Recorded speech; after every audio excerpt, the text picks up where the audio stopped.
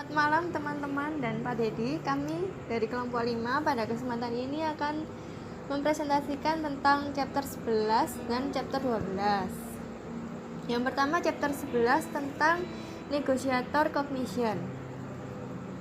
Nah, di sini ada 6 kesalahan umum yang biasanya dilakukan oleh negosiator ketika melakukan negosiasi. Yang pertama, mythical fixed pie of negotiation. Yang kedua, framing negotiator judgment. Yang ketiga, escalation of conflict. Keempat, overestimating your value in negotiation. Yang kelima, self-serving biases.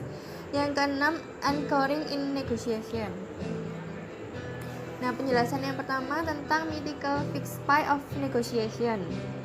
Nah, di sini negosiator itu terjebak dalam asumsi fixed pie atau suatu kue pie yang utuh. Nah, dia itu menganggap bahwa kepentingan mereka bertentangan langsung dengan kepentingan pihak lain. Si negosiator ini berjuang untuk mendapatkan bagian terbesar dari suatu ukuran pie yang tetap tersebut. Nah, karena si pemikirannya negosiator ini hanya terbatas pada suatu ukuran yang fixed pie itu, maka akan menghambat pencarian solusi kreatif untuk mencapai kesepakatan dalam negosiasi. Yang kedua, framing negotiator judgment. Kesepakatan di antara kedua belah pihak itu tidak akan tercapai ketika salah satu pihak memiliki kerangka yang positif sedangkan pihak lain itu kerangka pemikirannya negatif. Nah, sebagai contoh, pada serikat buruh yang menuntut kenaikan gaji dari 16 menjadi 18. Tapi si perusahaan ini hanya meningkatkan gaji tersebut hingga sampai $17. Nah, bagi si perusahaan ini mereka menganggapnya sebagai suatu hal yang positif karena si perusahaan ini tidak perlu meningkatkan banyak-banyak gajinya sampai ke $18. Tapi bagi si serikat buruh mereka merasa dirugikan karena kenaikan gajinya itu tidak maksimal. Nah, di sini si negosiator itu harus mengarahkan pihak lawan ke arah kerangka yang positif. Jadi serikat buruh ini harusnya bisa menerima lah karena gajinya itu kan sudah naik sehingga juga menguntungkan lah bagi mereka. Lanjut yang ketiga yaitu escalation of conflict. Nah, escalation of conflict ini sama kayak pengertiannya escalation of commitment. Nah, kalau escalation of commitment itu kan seseorang yang terus berpegang pada komitmennya. Sedangkan escalation of conflict ini jadi seorang negosiator itu terus-menerus menghadapi konflik tersebut. Nah, pemahaman tentang eskalasi komitmen itu bisa sangat membantu negosiator dalam mengantisipasi perilaku lawan, yaitu kapan pihak lain benar-benar tahan dan kapan dia akan menyerah. Nah, di sini negosiator itu perlu menemukan cara-cara yang kreatif agar dia tidak terus-menerus terjebak dalam konflik tersebut sehingga akhirnya dia bisa mencapai kesepakatan dengan pihak lawannya. Yang keempat ada overestimating your value in negotiation. Nah, di sini artinya seorang negosiator itu terlalu melebih-lebihkan nilai dirinya dan dia menilai terlalu tinggi bahwa pihak lain itu akan memberikan apa yang dia inginkan. Nah, hal tersebut ini bisa menyebabkan kegagalan dalam mencapai kesepakatan dan menyia-nyiakan peluang yang akan dia capai seharusnya. Nah, untuk mengatasi hal ini agar negosiator itu tidak melebih-lebihkan nilai dirinya, maka negosiator itu memerlukan penilaian yang objektif dari pihak yang netral. Yang kelima, self-serving biases. Itu merupakan kecenderungan orang untuk mendefinisikan apa yang adil dengan cara yang menguntungkan diri mereka sendiri. Nah, karena perilaku tersebut, hal itu akan menghambat penyelesaian negosiasi dalam perselisihan yang biasanya melibatkan lebih dari dua pihak atau interaksi antara seorang negosiator di dalam kelompok. Jadi contohnya ketika seorang negosiator ini dalam satu kelompok, dia ingin menuntut untuk meningkatkan haknya, maka otomatis orang-orang lain di dalam kelompok tersebut juga akan ingin dong untuk meningkatkan haknya juga.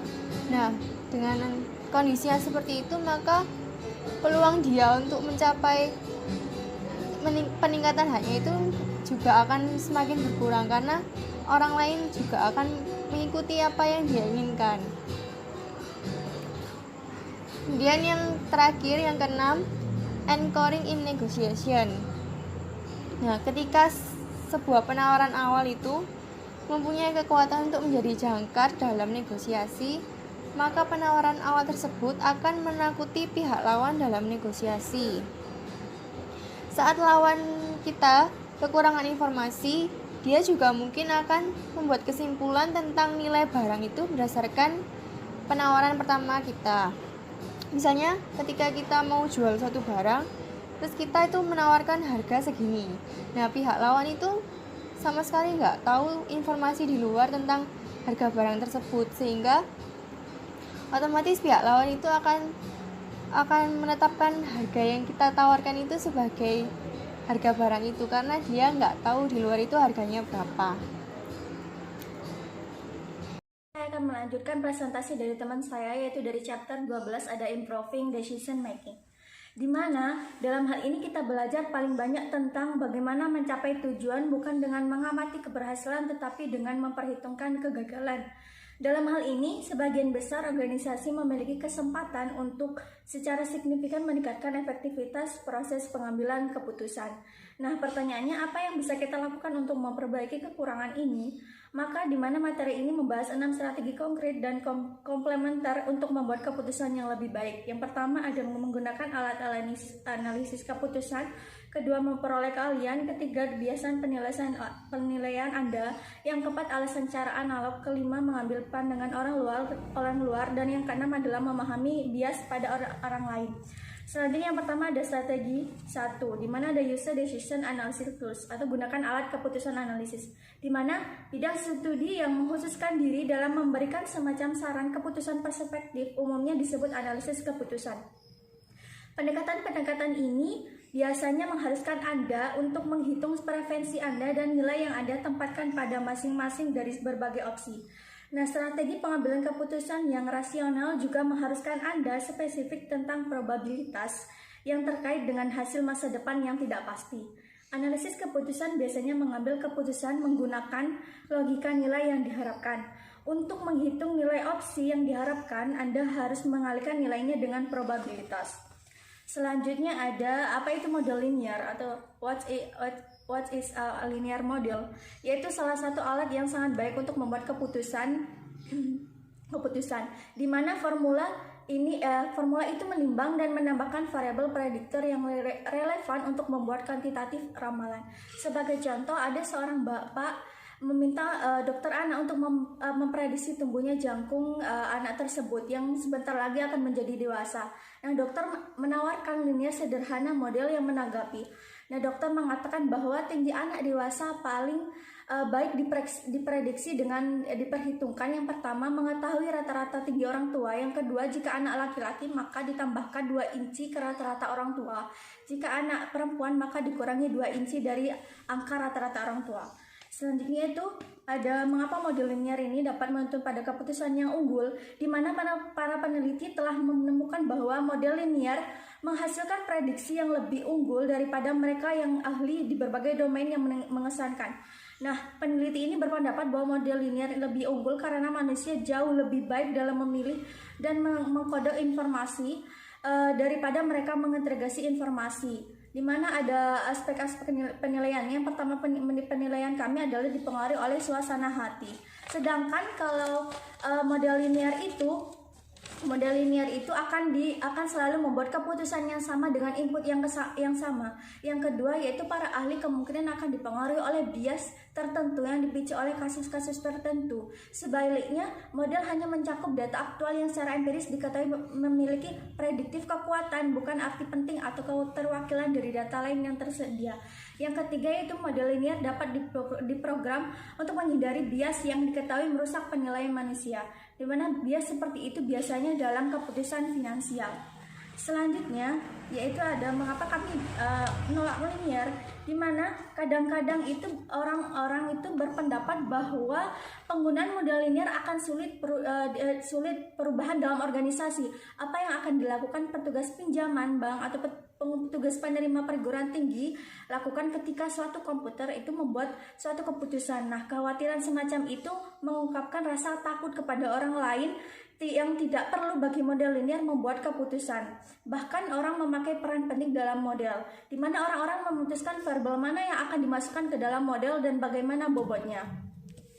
Selanjutnya itu ada meningkatkan keputusan penerimaan, di mana nilai menggunakan model linear dalam perekrutan, penerimaan, dan keputusan. Nah, di sini ada peneliti melakukan hal itu dalam karyanya tentang keputusan penerimaan lulusan sekolah. Nah, peneliti menggunakan metode umum untuk mengembangkan model linearnya. Ia memodelkan penerimaan pertama keputusan komite 4 orang. Dengan kata lain, dia menganalisis secara sistematis bagaimana komite membuat keputusan penerimaan bergantung pada 3 faktor. Yang pertama itu lulusan catat skor ujian, yang kedua catatan rata-rata tinggi sarjana, yang ketiga kualitas dari sekolah sarjana. Nah, kemudian peneliti itu menggunakan bobot variabel yang diperoleh dari permodelan para ahli dalam model linear untuk memprediksi tingkat rata-rata dari pelamar tersebut.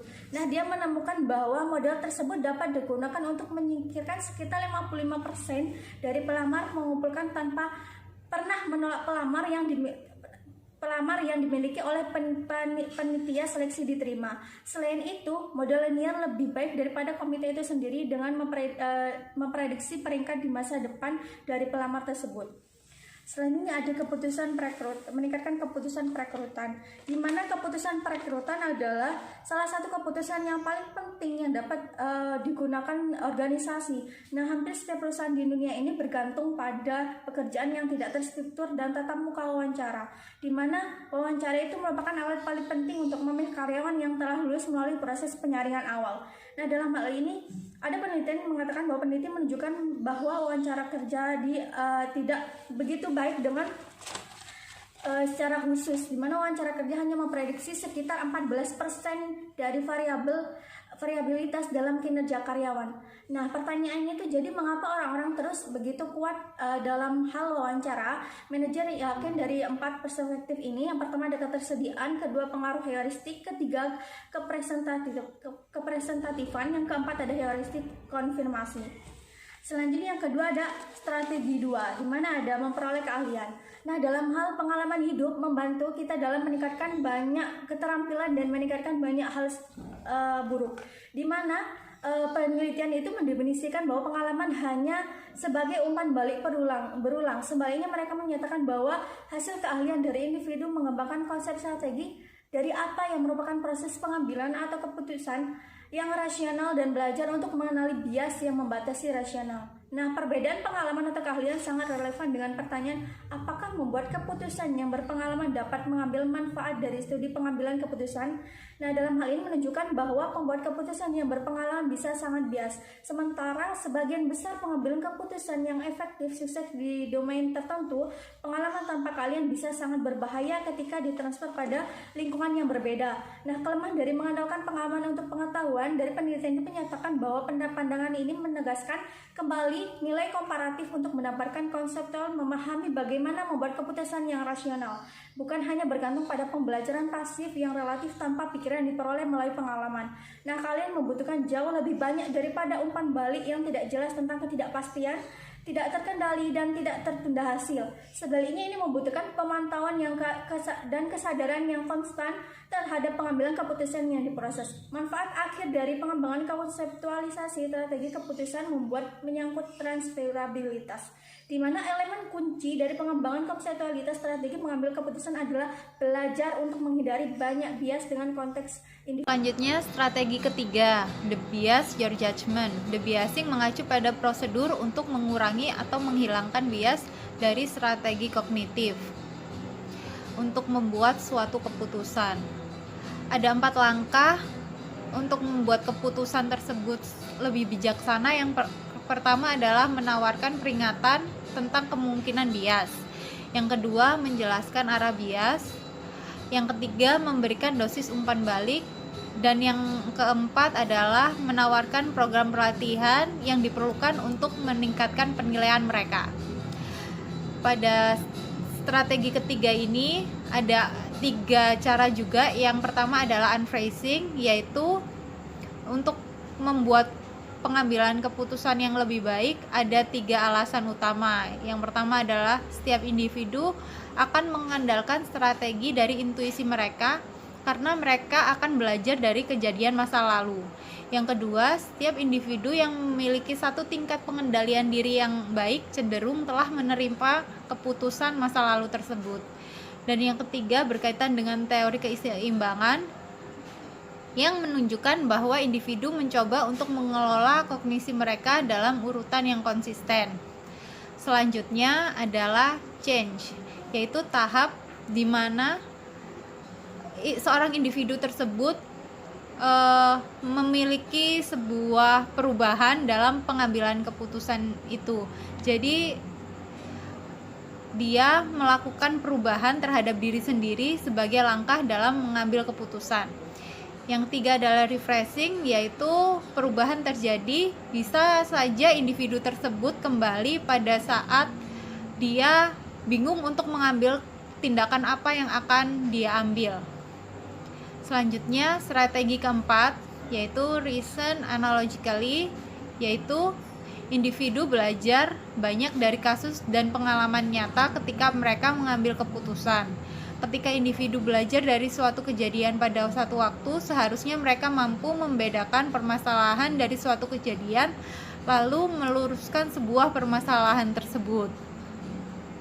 Selanjutnya, strategi kelima, take an outsider view, menurut Kahneman dan Lovalo menjelaskan bahwa kita semua memiliki 2 perspektif dalam pengambilan keputusan, yaitu insider view dan outsider view, yaitu pandangan dari pihak luar dan pandangan dari pihak dalam. Kadang-kadang di buku juga dijelaskan pandangan dari pihak luar itu lebih baik daripada pandangan dari pihak dalam untuk membuat suatu keputusan.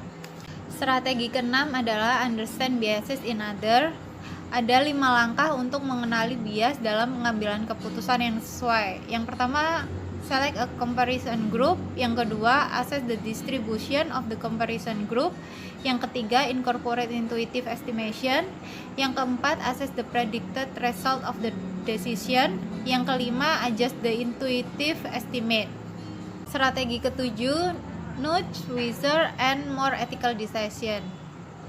Pengambilan keputusan yang bertanggung jawab secara etis adalah menentukan fakta-fakta dalam situasi tersebut. Membedakan fakta dari opini adalah hal yang sangat penting karena keputusan yang etis adalah keputusan yang bijaksana. Keputusan bijaksana memang tidak lepas dari perhitungan yang matang.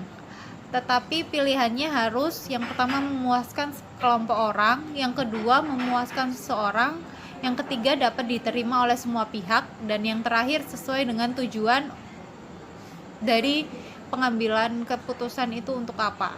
Selanjutnya kita ada kasus antara America Online dan Netscape serta Microsoft, di mana America Online ini sedang mencari browser yang dia akan jadikan sebagai klien mereka untuk pengembangan dan untuk memasarkan produk mereka. Jadi AOL ini adalah American Online, merupakan penyelenggara jasa internet global yang berpusat di New York. AOL dioperasikan oleh perusahaan Time Warner. Pada saat ini AOL melayani banyak perusahaan dalam hal internet sebagai negara dengan internet service provider yang internasional. Jadi Netscape pada saat itu, pada tahun 1992, dia sudah menjadi perusahaan browser terbesar dan sering digunakan oleh berbagai perusahaan. Dan Microsoft itu sebagai saingannya yang baru, waktu tahun 1992 itu masih pendatang, jadi dia tidak bagus Netscape ini. pertempuran antara kedua browser ini dilakukan dengan saling mengeluarkan versi terbaru dengan segudang fitur. Tapi Microsoft masih jauh di bawah Netscape pada saat itu, karena memang Microsoft adalah salah satu perusahaan browser baru, jadi tidak cukup dipercaya. Tapi kan Netscape ini kan sudah banyak digunakan dan dia adalah perusahaan yang lama. Kasus ini AOL itu butuh klien untuk memasarkan produk mereka. Jadi Netscape dan Microsoft itu bersaing secara ketat, secara kuat untuk mendapatkan AOL ini sebagai kliennya. Tapi Netscape itu kalah karena mereka itu memberikan harga yang cukup tinggi kepada AOL ini, dan akhirnya AOL itu menerima Microsoft karena strategi yang Microsoft berikan itu lebih baik. Microsoft bilang ke AOL kalau dia akan memberikan sebuah pelayanan khusus di mana akan ada sistem operasi Windows yang akan langsung ada produknya AOL itu nanti di setiap browser kalau mereka buka browser itu.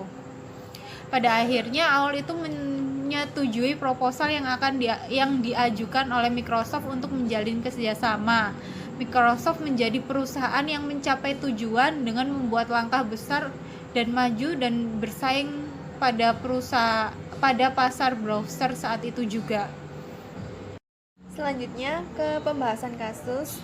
Mengapa Netscape itu gagal dalam negosiasinya dengan AOL? Yang pertama karena mythical fixed pie of negotiation.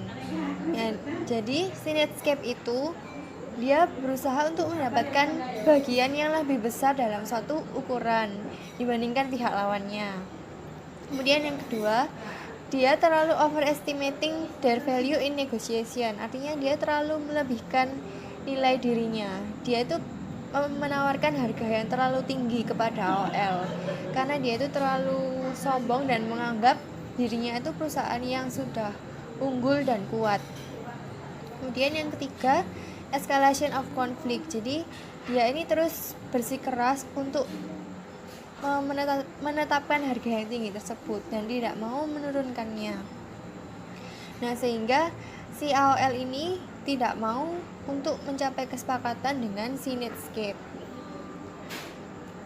Kemudian bagaimana Microsoft itu bisa berhasil dalam negosiasi dengan AOL? Karena yang pertama, Microsoft ini berkonsentrasi pada kekuatan pemasaran bisnis mereka daripada masalah teknologi. Yang kedua, si Microsoft ini menawarkan harga yang lebih rendah daripada Netscape. Dan yang ketiga, si Microsoft ini memasukkan AOL ke dalam sistem operasi Windows mereka bahkan secara gratis. Sehingga otomatis AOL ini akan lebih tertarik ke penawarannya si Microsoft. Oleh karena itu, akhirnya Microsoft ini memenangkan negosiasi dengan AOL. Melanjutkan kasus dari teman saya, yaitu di mana kasus ini masuk pada improving decision making dalam strategi 1, yakni decision analysis tools. Di mana di dalam strategi 1 ini membuat suatu keputusan kualitas itu sangat penting. Maka kita harus mengandalkan proses yang dapat membantu mengarahkan kita pada keputusan yang optimal. Di dalam kasus ini kita harus menentukan analisis keputusan. Nah, pendekatan ini mengharuskan perusahaan menghitung preferensi dan nilai yang akan ditempatkan pada masing-masing dari berbagai opsi keputusan. Strategi pengambilan keputusan yang rasional juga mengharuskan untuk spesifik tentang probabilitas yang terkait dengan hasil masa depan yang tidak pasti. Adapun nilai dari masing-masing berdasarkan yang akan dipilih AOL untuk mencari browser terbuka untuk meneruskan pasar produknya, itu ada Netscape, di mana Netscape ini memiliki keunggulan teknis, keberadaan dan dominasinya yang kuat di pasar browser. Dari Microsoft, yaitu di mana Microsoft ini baru memasuki pasar dan presentasinya masih baru di keseluruhan pasar browser dan jauh lebih rendah daripada Netscape.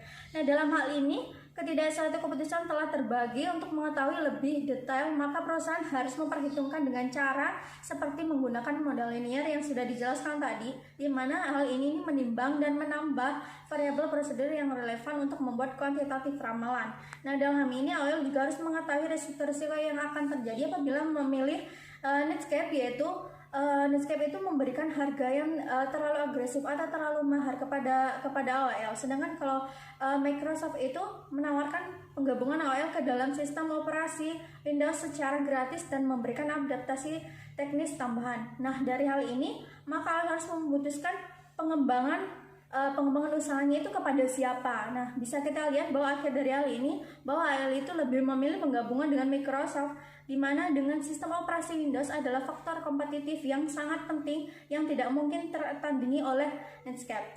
Terima kasih.